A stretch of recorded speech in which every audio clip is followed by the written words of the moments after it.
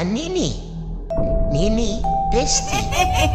Kali ini Nini Besti akan menceritakan cerita terbaru lagi. Cerita kali ini berjudul Tersesat dan Terjebak di Kota Gaib. Tonton dan dengarkan ceritanya sampai akhir biar tidak tersesat lebih jauh lagi.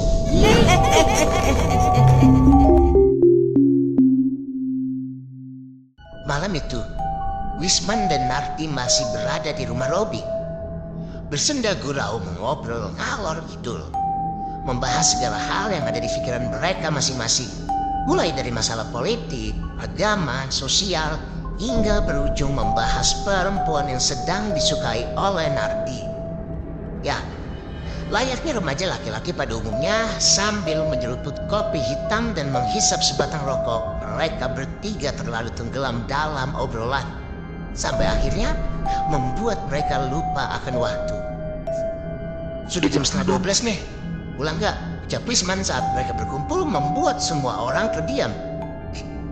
Kok sudah malam banget ya? Gak terasa. Ayo balik yuk, ajak Narti. Ia pun berdiri sambil menghisap rokok lalu membuangnya. Kamu berani lewat jembatan? Tanya Robi. Ya memangnya mau lewat mana lagi? Adanya cuma itu, jalan satu-satunya, jawab Narti yakin. Enggak, kata orang dulu, pokoknya ada yang bisa membuat kita celaka jika malam hari melintas di situ. Jembatan itu kan persis berdekatan dengan pabrik kain. Nah, di situ katanya ada istana goib, ucap Robi, membuat Narti hanya bisa berdiri mematung. Sudah, nginap aja di sini, gak apa-apa. Robi menawarkan pilihan pada Narti. Gak bisa. Nginap gimana loh? Tahu sendiri. Bapakku kan kalau marah kayak apa? Ah, pulang aja, tegas Narti sembari memberikan kode pada Wisman. Dengan segera Wisman dan Narti pun pamit dari rumah Robi. Malam itu, jalanan sudah teramat sangat sepi. Hanya suara motor Narti yang masih bisa didengar oleh Wisman. Kota kecil ini memanglah tidak seramai kota besar. Jam 9 malam saja suasana sudah sangat sepi. Pedagang dan toko sudah tutup. Hanya sesekali mereka bisa berpapasan dengan kendaraan yang lain. Di sini pun Wisman mulai cemas. Ia takut Narti membawa motor seperti orang yang sedang dikejar setan. Entah karena takut dengan bapaknya atau takut dengan apa yang sudah dikatakan Robi sebelum mereka pulang. Dari kejauhan, mereka berdua bisa melihat jembatan yang menghubungkan jalan yang akan mereka lewati dengan wilayah tempat mereka tinggal. Jembatan itu tampak berdiri kokoh. Motor terus melaju kencang. Klakson beberapa kali dibunyikan hingga akhirnya saat motor itu mulai masuk ke atas jembatan terjadi lompatan akibat kecepatan tinggi yang dipacu oleh Narti. Blah! Terdengar bunyi keras motor mendarat dengan kecepatan tinggi, namun tak berselang lama ada yang aneh dengan motor yang mereka kendarai. Kecepatan motor tiba-tiba saja melemah seperti kehilangan daya. Lampunya pun tiba-tiba mati. Kini Narti dan Wisman berada di tengah jembatan, terjebak di antara gelapnya malam. Dan kamu Di? Kencang banget bawa motornya. Dikejar apa sih? Tanya Wisman sambil turun dari motor. Dikejar setan. Motor malah mogok, ucap Narti menggerutu. Mulutmu itu loh Di. Yang bener, kita itu lagi di jalan di tengah-tengah jembatan. Apa? Uncle? Singit? Wingit? Apa sih? Udah gak usah terlalu dipikirin. Apa yang diomongin Robi tadi lah, itu cuma mitos buat Paman Narti, membuat Wisman hanya bisa menganggap. Terserah kamu lah, percaya syukur nggak percaya ya wes, balas Wisman sambil berjongkok memeriksa mesin motor. Terus gimana ini? Tanya Narti yang nampak kebingungan. Ya gimana lagi coba? Udah, tuntun aja, jawab Wisman. Bro, masih jauh lagi. Lah aku kan nggak paham mesin. Udah, ayo kita tuntun aja, barangkali di depan nanti ada bengkel, ucap Wisman mencoba menenangkan suasana. Bengkel demit. Ini tuh udah tengah malaman, semua bengkel udah tutup, timpal Narti lagi. Mulutmu itu loh Didi, balas Wisman sambil melihat temannya yang terus tersenyum dengan wajah meledek. Mereka berdua pun akhirnya menuntun motor yang mogok itu. Berjalan di tengah jembatan diiringi suara jangkrik dan binatang malam lainnya. Terdengar juga suara burung malam terbang di atas mereka sambil terus berteriak, membuat suasana semakin mencekam. Mereka pun terus berjalan perlahan. Mardi memegang stang motor, sedangkan Wisman mendorong dari belakang. Sampai akhirnya mereka pun sampai di sisi seberang sungai sana. Mereka berhasil melewati jembatan itu meskipun keringat keluar deras dari tubuh mereka berdua. Tiba-tiba saja, angin bertiup dengan kencang membuat dingin malam menusuk hingga ke tulang. Sesekali Nardi mencoba mengengkol motor bebeknya itu. Berkali-kali dicoba, mesin motornya tak kunjung menyala. Hingga tring, tring, suara besi yang dijejer saling beradu. Sesekali beradu juga dengan jalan beraspal terdengar keras di belakang mereka. Nardi dan Wisman paham jika bunyi itu adalah bunyi beca yang akan melewati jembatan. Beca di daerah Nardi dan Wisman sengaja menempelkan kaleng atau plat besi sebagai tanda untuk memberitahu jika ada beca yang mau lewat. Hal itu sudah nampak biasa bagi mereka. Sayup-sayup, suara itu semakin mendekat. Wisman pun berhenti, lalu ia menoleh ke belakang. Diikuti Nardi yang terus memperhatikan mereka hingga akhirnya mereka pun berdua bisa melihat beca itu mulai berjalan melewati jembatan. Tenang, menuju ke arah mereka berdua berada. Ada beca? Kita numpang beca aja yuk, ucap Wisman sambil memegang kedua lututnya yang memang sudah terasa pegal. Ngawur kamu, ini motor mau ditaruh di mana? Masa mau dibopong? Mana mau tukang becaknya? Tanya Nardi dengan mulut yang maju ke depan. Udah tinggal aja, siapa juga sih yang mau ambil motor ini? Balas Wisman sambil terkekeh. Motor ini harta satu-satunya yang aku punya, Man. Jangan ledek kamu. Gini-gini masih laku di tukang loak, jawab Nardi membuat mereka berdua akhirnya tertawa. Becak itu masih lumayan jauh dari mereka. Terus berjalan mendekat. Jelas Wisman bisa melihat kaki dengan otot yang mengencang mengayuh pedal beca dengan kepayahan. Pikirnya, sang tukang beca sudah kelelahan karena hari yang sudah larut malam juga. Pak, beca pak, aku pegel ini loh, numpang ya, teriak Wisman membuat kaget Nardi yang masih berjalan pelan di depannya. Wih, serius Man, bayar sendiri loh, ucap Nardi yang kaget melihat kelakuan temannya. Ikut atau mau aku tinggal sendirian di sini? Milih tinggal motor apa tak tinggal? Ucap Wisman dengan wajah yang sangat menyebalkan. Harapmu, terserah, balas Nardi yang mulai kesal. Beca itu semakin mendekat, berjalan pelan dan bunyi pedalnya bisa terdengar dengan jelas. Pertanda jika beca ini kurang perawatan atau mungkin sudah cukup tua. Hingga akhirnya Wisman di sini mulai menyadari jika ada yang janggal dengan apa yang sedang menuju ke arahnya. Sesuatu yang asing baginya datang semakin mendekat. Wajah Wisman seketika berubah setelah beca itu melaju semakin cepat ke arahnya. Kecepatan kendaraan beroda 3 itu tiba-tiba melaju semakin kencang membuat Wisman histeris berteriak sambil menunjuk ke arah beca itu berada. Kepala! Itu kepala, teriak Wisman sembari mendekat ke arah Nardi. Laki-laki itu telah menyadari beca itu sudah berhenti di dekat mereka. Kendaraan roda 3 itu terhenti dengan pengendaranya yang ternyata tidak memiliki kepala, membuat keduanya sontak terkejut dengan pemandangan mengerikan yang mereka lihat. Nardi sekuat tenaga mengengkol motornya, entah itu usaha terakhir atau apapun, tapi nyatanya di sini Nardi berhasil menyalakan motor bebeknya. Berteriaklah dia pada Wisman dengan nada ketakutan, mengajak temannya yang sudah berada di depannya berlari dengan kencang. Nardi segera menyusul Wisman. Lalu ia segera kabur dari tempatnya. Saat ini motor itu melaju lebih kencang dari sebelumnya. Tikungan berbelok tajam ke kanan, mereka libas tanpa mengurangi kecepatan. Rasa takut akan apa yang barusan mereka lihat membuat Nardi seperti buta arah sesaat. Pandangannya terus melihat ke depan, lalu sekelebat bayangan hitam seperti melintas dengan cepat. Nardi pun tak bisa menghindari. Ia tak sempat merespons. Naas ketakutan membuatnya panik. Nardi, ia kehilangan keseimbangan, tak bisa mengendalikan laju motornya. Blah! Bunyi keras terdengar dengan jelas. Beberapa detik Nardi merasakan tubuhnya melayang hingga akhirnya tubuh. Bunyi terakhir yang Nardi bisa dengar sebelum gelap mulai masuk perlahan. membuatnya tak bisa lagi mendengar apapun, melihat apapun dan merasakan apapun, semuanya mendadak hening. Bau bunga taman pun tercium. Baunya begitu pekat membuat Nardi akhirnya terbangun. Perlahan matanya menatap langit, samar. Nardi melihat bayangan dedaunan yang terus bergoyang tertiup angin.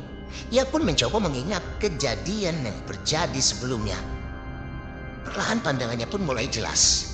Ia kemudian mengangkat badannya, lalu duduk di tengah tanah lapang yang sepertinya ia kenal. Ya, Nardi masih melihat ke sana kemari, seperti sedang mencari sesuatu yang hilang. Rasanya asing, sangat asing. Nardi pun kemudian bangkit dari duduknya, berjalan sempoyongan. Lalu kemudian dia pun berteriak, "Man, Wisman!" teriak Nardi yang kemudian memanggil mantu temannya. "Wisman!" teriak Nardi lebih kencang, namun yang bisa ia dengar hanyalah gema dari suaranya sendiri. Tak ada jawaban dari temannya atau siapapun. Ia hanya bisa menemui tanah lapang dengan rerumputan yang terbentang dengan luas. Tempatnya kini berdiri. Nardi membalikkan tubuhnya, mencoba mencari bantuan sampai akhirnya ia bisa melihat sebuah pabrik kain yang berdiri dengan gagah di depannya. Bingung. Rasanya tadi Nardi mengalami kecelakaan yang terjadi di jalan yang tepat berada di belakang pabrik itu. Akan tetapi, kenapa saat ini ia justru malah berada di tengah tanah lapang yang posisinya berada di depan pabrik kain tersebut? Kabut putih tiba-tiba datang, seperti menyelimuti tempat Nardi berdiri saat ini. Dingin, dinginnya angin bisa ia rasakan. Keadaan langit begitu aneh, bukan malam, bukan juga siang, gelap. Namun Nardi bisa melihat jelas apa saja yang berada di sekitarnya. Sampai akhirnya, mata Nardi dikejutkan dengan seseorang perempuan yang berdiri tepat di depan gapura pabrik tersebut. Gadis itu menggunakan gaun, memegang sebuah payung dengan topi lebar berwarna putih. Nardi bisa melihat wanita itu tersenyum seperti menyapa kedatangannya. Kemudian ia pun berbalik arah, berjalan dengan anggun masuk ke dalam pabrik. Melihat hal ini, Nardi pun mencoba untuk mengejarnya. Ia pun segera berlari ke arah perempuan itu masuk. Namun, Nardi tak menemukan apapun. Sosok perempuan itu hilang di telan bumi. Nardi terdiam sejenak. Ia tampaknya ragu untuk melanjutkan langkahnya. Akan tetapi di sini pikirannya terus memberontak. Ia ingin mencari tahu di mana temannya saat ini. Dan tak mau menunggu terlalu lama, Nardi akhirnya melangkahkan kakinya walaupun nampak ragu. Ia terus berjalan masuk melewati halaman pabrik yang cukup luas. Namun Nardi tahu ada hal aneh pada apa yang terjadi saat ini. Pabrik kain itu nampak sangat sepi. Tak ada orang yang bisa ia lihat di dalam pabrik ini. Tak ada aktivitas yang terjadi. Pabrik ini benar-benar terasa sunyi hingga akhirnya bunyi lonceng mengagetkan Nardi yang kemudian mata Nardi bisa menangkap sebuah peristiwa yang cukup aneh. Tiba-tiba saja suasana pabrik menjadi sangat ramai. Orang-orang seperti keluar entah dari mana. Mereka terlihat berlalu lalang sibuk dengan kegiatannya masing-masing. Namun tak ada orang yang bisa melihat kehadiran dari Nardi. Ia dianggap sebagai batu. Maaf mas, sebentar. Ucap Nardi memegang tangan dari laki-laki yang lewat di depannya. Orang itu nampak seperti orang pribumi, tapi dengan pakaian orang zaman dulu. Ikat kepala berwarna coklat yang ia pakai melingkari kepalanya. Laki-laki itu memakai jarik dan juga kemeja berwarna hitam. Ini saya di mana ya? Tanya Nardi. Namun laki-laki itu tak menjawab apapun. Langkahnya kembali ia lanjutkan. Ia menarik dengan paksa tangannya, membuat Nardi hampir saja terjatuh. Tak ada jawaban, tak ada kejelasan. Mereka semua masih berjalan berlalu lalang melewati Nardi yang masih kebingungan dengan keadaan yang sekarang. Namun tiba-tiba ada yang mengangkat tubuh Nardi. Ya, satu orang memegangi tubuhnya, satu orang yang lain memegangi kakinya.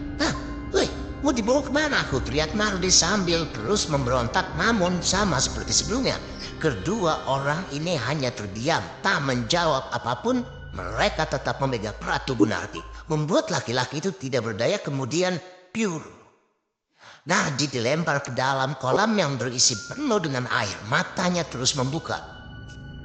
Dari dalam air, ia bisa melihat bayangan orang-orang yang berkumpul di sekitar tepian kolam. Dan saat Nardi hendak menuju ke permukaan, tiba-tiba saja tubuhnya terasa dengan berat. Benar saja, saat ia melihat ke bawah, Nardi mendapati sepasang tangan dari dasar kolam yang gelap sedang memegangi kakinya dengan erat, membuatnya tak bisa bergerak dengan bebas. Di sini Nardi mencoba berteriak, memberontak tak terkendali. Air yang tadinya tenang pun berubah menjadi keruh. Hingga pada akhirnya Nardi terus mencoba naik ke atas, dan saat kepalanya menyembul ke permukaan, Nardi tak mendapati lagi orang-orang yang tadi berada di tepian. Cepat-cepat di sini ia pun segera keluar dari kolam dengan keadaan yang sudah basah kuyup. Keadaan yang tadinya ramai penuh dengan orang, kini mendadak sepi lagi. Tak ada satupun manusia lagi yang dilihat oleh Nardi. Kabut tipis seperti menyelimuti kembali tempatnya kini. Nardi faham, saat ini ia berada di dalam halaman tengah pabrik kain itu. Ia berdiri mematung di tengah-tengah bangunan yang besar. Pikirannya masih sangat kacau dengan keadaannya saat ini. Nardi pun berjalan perlahan, mengarahkan kakinya untuk keluar dari tempat itu, mengarahkan pandangannya ke sana kemari. Angin yang lewat begitu menusuk tubuh Nardi, hingga akhirnya ia pun melihat sebuah cahaya kuning di dekat pintu salah satu bangunan pabrik. Hah, semoga ada orang di ruangan itu, ucap Nardi dengan diri. Ia pun terus berusaha mencari bantuan. Anak laki-laki itu mengarahkan langkahnya ke depan pintu pabrik yang terbuka. Kemudian ia pun masuk ke dalam. Cahaya kuning yang ia lihat sebelumnya ternyata berasal dari sesuatu yang tengah dibakar. Di dalam ruangan itu terlihat orang-orang yang berdiri melingkar. Yang di tengahnya nampak api besar yang terus berkobar. Orang-orang itu hanya terdiam mematung. Pandangan mereka menatap ke arah api, tak ada yang berkedip, membuat Nardi hanya bisa bergidik ngeri. Diikuti dengan bulu kuduknya mulai berdiri. Ia tahu tak mungkin ada yang bisa ia tanyai saat ini. Ia faham kalau apa yang sedang dialami saat ini adalah hal-hal ganjil yang tak masuk di pikirannya. Akhirnya Nardi pun membalikkan badannya, berniat untuk meninggalkan ruangan itu. Tapi saat ia membalikkan tubuhnya, dua laki-laki berperawakan tinggi dan besar sudah berada di depan Nardi. Lebar badan mereka berdua seolah menutupi jalan yang akan dilewati oleh Nardi. Oh, apa kalian? Hanya Nardi panik, diiringi rasa kaget dan takut. Dua laki-laki itu langsung mencengkram tangan Nardi di sisi kiri dan kanan, membuat kaki Nardi terangkat. Tak ada pijakan untuknya. Ia tak bisa berjalan, berlari, ataupun kabur dari ruangan itu. Dua sosok laki-laki besar dengan pakaian bak seragam tentara yang sering ia lihat di foto-foto zaman dulu. Ingatan Nardi pun menangkap tentang cerita kejadian masa lalu, tentang pendudukan era kolonial di kotanya dulu. Mau dibawa kemana aku? Ucap Nardi panik. Dua orang tadi tak menjawab apapun. Mereka terus berjalan menjauh dari tempat yang berisikan orang yang berdiri mematung mengelilingi api, hingga akhirnya Nardi pun bisa melihat wajah orang-orang itu berubah. Tersenyum menyeringai ke arah Nardi dengan tatapan sayu dan ekspresi yang datar. Nardi pun dibawa ke tengah halaman depan pabrik. Dua laki-laki yang membawanya berhenti. Masing-masing dari laki-laki berseragam itu memegangi tangan kiri dan tangan kanannya. Nardi terus memberontak hingga datang seorang yang menggunakan baju serba hitam dengan tongkat di tangannya. Ia memiliki kumis tebal dengan hidungnya mancung. Laki-laki itu pun mendekat ke arahnya, melihat wajah Nardi dengan seksama. "What made you here?" ucap laki-laki itu. Nardi hanya terdiam, mencoba untuk memahami apa yang dikatakan oleh laki-laki itu. Nardi pun tidak bisa mengerti dengan apa yang ditanyakan. Saya tidak mengerti, Tuan," ucap Nardi terbata-bata. Laki-laki itu kini berdiri tegak di depan Nardi. Ia pun membuang tongkat yang sedari tadi ia pegang. Tiba-tiba saja pukulan keras mendarat di bagian perut Nardi. Nardi merontak kesakitan, lalu tamparan mendarat di pipi kanan dan kiri secara bergantian dengan gerakan yang cepat. Tak sampai di situ, Nardi lalu mendapatkan tendangan beberapa kali. Tubuhnya terus dipegangi oleh dua orang berseragam dengan erat. Nardi lemas, tubuhnya pun dilepas, terempas jatuh ke tanah. Ia tak bisa bergerak. Hingga akhirnya Nardi bisa mendengar gelak tawa dari orang-orang yang kini menonton menertawakannya, yang tak bisa lagi menggerakkan tubuhnya. Ia kini menjadi pusat tontonan orang-orang aneh yang mengelilinginya.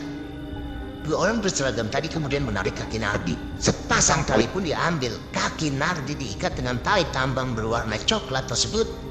Tali itu dikaitkan pada seekor kuda. Setelah selesai mengikat, kuda itu pun dipukul dengan tongkat dengan keras, membuat kuda itu berteriak lalu berlari. Tubuh Nardi diseret keluar dari lingkungan pabrik. Nardi tak bisa bangkit. Tubuhnya terus terbawa kuda yang berlari ke arah lapangan yang rimbun dengan rerumputan. Nardi terus berusaha bangkit, berharap ada yang bisa menghentikan kuda itu. Setelah cukup lama, ia hanya bisa pasrah. Terus ditarik oleh kuda yang terus bergerak. Tiba-tiba saja kecepatan kuda itu perlahan melambat. Semakin melambat dan akhirnya berhenti. Buru-buru Nardi melepaskan tali yang sedari tadi mengikat kakinya. Ia pun berdiri, mencari tahu kenapa kuda yang sedari tadi berlari menariknya kini berhenti. Dari belakang binatang itu Nardi bisa melihat ada sosok yang berdiri di depannya. Gak salah lagi.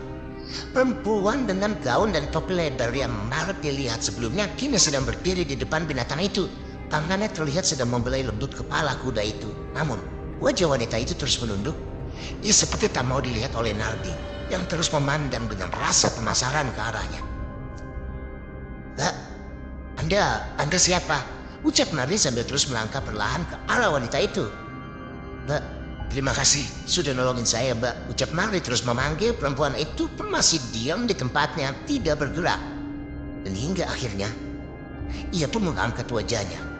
Wajah Nardi dan perempuan itu saling bertemu. Nardi hanya bisa terdiam dengan bibir yang ia gigit. Badannya kaku. Ia seperti membeku diserang dinginnya angin yang tiba-tiba saja lewat dari belakang perempuan itu menuju ke arahnya. Nardi bisa melihat kala itu wajah wanita itu separuh rusak. Bagian kiri dari wajah perempuan itu seperti hancur dengan mata yang meleleh, seperti hampir terlepas dari tempatnya. Selanjutnya, perempuan itu tersenyum. Sisi bibir menyeringai hingga terangkat lebar ke pipinya. Nardi tak sanggup lagi untuk melihat kejadian mengerikan ini. Nardi pun kemudian berbalik arah, berlari sekencang-kencangnya menuju arah yang tidak tentu. Matanya setengah tertutup. Secepat mungkin dia berlari, terus berlari hingga akhirnya ia pun berhenti dan berada di tengah-tengah rimbunan pepohonan di sekitarnya. Kabut putih masih terus menyelimuti. Ya Tuhan, saya ada di mana? Saya ingin pulang Tuhan, ucap Nardi lirih dengan nafas yang masih terengah-engah. Tiba-tiba saja telinganya seperti menangkap sesuatu. Sayup-sayup Nardi mendengar suara-suara yang sepertinya familiar baginya. Ia pun terus mencoba mencari suara orang yang terus membacakan kalimat tahlil. Nardi berjalan perlahan mengikuti suara itu. Arahnya sudah tepat, tapi entah mengapa saat Nardi mencoba untuk berjalan ke arah sumber suara itu, langkahnya seperti tak pernah habis. Suara itu seperti berjalan menjauh dari Nardi. Ia pun berhenti sejenak. Tak tahu lagi harus berbuat apa. Langkahnya seperti tanpa akhir. Nardi pun lalu memejamkan mata, mencoba mengingat akhir dari awal yang bisa membawanya ke tempat itu. Ia pun masih ingat terakhir kali yang ia dan Wisman lihat. Tiba-tiba saja ada seseorang yang menyentuh bahunya saat ia sedang memejamkan matanya. Sontak Nardi langsung terkejut dengan yang terjadi saat ini. Segala doa ia baca, segala kalimat memohon ampun ia ucapkan. Ampun, saya mohon maaf. Saya nggak lagi kurang ajar di jalanan, ucapnya sambil terus memejamkan mata. Di sini bukan tempatmu. Di sini bukan alammu. Pulanglah dengan apa yang membawa kamu berada di sini. Pulang, ucap seseorang dengan nada yang gelap. Seperti suara orang tua yang sudah sepuh. Nardi lantas menoleh ke arah belakang, tapi tak ada siapa-siapa di belakangnya. Sepi dan sunyi, hanya suara dedaunan yang saling bergesekan akibat angin yang tiba-tiba saja bertiup dengan kencang. Tanpa sadar, Nardi kala itu sudah menggenggam tasbih di tangannya. Ya, tasbih panjang berwarna coklat yang kini ia pegang entah untuk apa. Tapi Nardi yakin jika ini akan melindunginya hingga akhirnya Tring, tring. Suara itu tak asing lagi. Ya, itu adalah suara beca yang pernah Nardi dan temannya dengar. Suara yang membuat mereka berlari ketakutan hingga berujung kecelakaan. Nardi tertegun. Ia pun kini hanya bisa menelan ludah. Sosok itu berhenti tak jauh dari tempatnya berdiri. Sebuah beca dengan pengendara yang tanpa kepala seperti menunggu Nardi. Berdiam tanpa ada pergerakan. Ketakutan kala itu benar-benar menguasai Nardi, tapi ia pun ingat dengan perkataan orang tua tadi. Gusti, kalau ini jalan satu-satunya untuk keluar, aku akan mengambilnya, ucap Nardi sambil mengalungkan tasbih tadi pada lehernya. Ia pun berjalan perlahan mendekat ke arah beca itu berhenti. Semakin dekat, perasaan Nardi pun semakin diliputi kengerian, namun ia tetap harus memberanikan diri. Sosok tanpa kepala itu hanya terdiam. Ia pun lalu mengangkat bagian belakang becak, membuat bagian depannya merendah. Itu adalah sebuah tanda. Jika Nardi dipersilakan untuk naik ke dalam becak, Nardi pun langsung naik ke dalamnya. Tukang becak tanpa kepala itu pun langsung naik ke tempat kemudinya setelah menurunkan roda bagian belakang yang sebelumnya ia angkat. Setelah berjalan, beca perlahan menjauh dari halaman pabrik kain itu. Nardi terus mengamati sekitarnya sampai akhirnya matanya terhenti. Nampaklah sosok wanita dengan gaun putih melambaikan tangan ke arahnya. Entah, satu-satunya yang Nardi ingat hanya wajahnya saja yang sudah setengah hancur membuat Nardi bergidik ngeri. Beca pun terus berjalan menjauh dari pabrik itu. Nardi melewati beberapa kain yang dijemur dengan warna merah melambai tertiup angin. Ia kini berjalan di tengah-tengahnya hingga akhirnya Nardi bisa melihat di depannya ada sebuah kain berwarna hitam yang membentang. Beca itu tak mengurangi kecepatannya, justru semakin menambah kecepatannya hingga akhirnya beca yang ditumpangi Nardi pun menabrak kain itu. Semuanya menjadi gelap. Ya, Nardi hanya bisa memejamkan matanya, berdoa di dalam hatinya hingga akhirnya ia pun tersentak dengan keras membuat tubuhnya bak jatuh dari tempat yang tinggi. Di, bangun Di, bangun, jangan mati. Suara itu terdengar jelas di telinga Nardi. Perlahan dia pun membuka matanya. Silau cahaya seperti memaksa masuk ke dalam matanya yang baru saja ia buka. Membuat rasa tidak nyaman dia rasakan. Tiba-tiba seorang wanita memeluknya dengan erat, menangis sejadi-jadinya. Loh, ibu, Nardi di mana? Ucapnya lirih. Suaranya seperti tertahan. Ia kini merasakan sakit di sekujur tubuhnya. Nardi, bisa-bisanya kamu sampai kayak gini, Di, ucap sang ibu yang terus saja menangis sambil memelukinya. Ini di mana, Bu? Di, ini kamu di rumah sakit. Kamu itu koma. Sudah 3 hari. Ucap seorang laki-laki yang kemudian mengelus pundak istrinya yang masih menangis. Bapak? Kok Nardi bisa di rumah sakit? Ucapnya bingung. Kamu itu mengalami kecelakaan tunggal. Motormu sampai hancur, jawab bapaknya, lalu mengambilkan segelas air putih yang langsung diminum oleh Nardi. Isman, bagaimana keadaannya? Ucap Nardi bingung. Tiba-tiba terdengar suara pintu yang digeser. Seseorang masuk ke dalam dengan selang infus yang masih menempel di tangannya. Dul, udah bangun? Aku gak apa-apa Dul, cuma pegel-pegel aja, ucap Wisman yang kemudian mendekat ke arah Nardi. Dalam hati Nardi bersyukur, sangat bersyukur. Untungnya tidak ada hal yang lebih parah dari kecelakaan itu. Tidak ada nyawa yang melayang, mereka masih bisa berkumpul. Nardi pun tersenyum hingga ia pun merasakan sesuatu pada tangannya. Ia tarik tangannya keluar dari selimut yang kala itu menutupi tubuhnya. Dan ia bisa melihat sebuah tasbih berwarna coklat yang ala itu masih ia genggam. Apa itu, Di? Tanya ibunya. Tidak apa-apa, Bu. Cuma tasbih biasa, ucap Nardi yang kemudian memasukkan tasbih itu ke dalam selimut lagi. Ia masih tersenyum. Bersyukur dalam hatinya telah diberikan pertolongan. Apa yang ia alami sebelumnya hanya bisa ia simpan sendiri. Hanya bisa terus ia ingat sampai saat ini.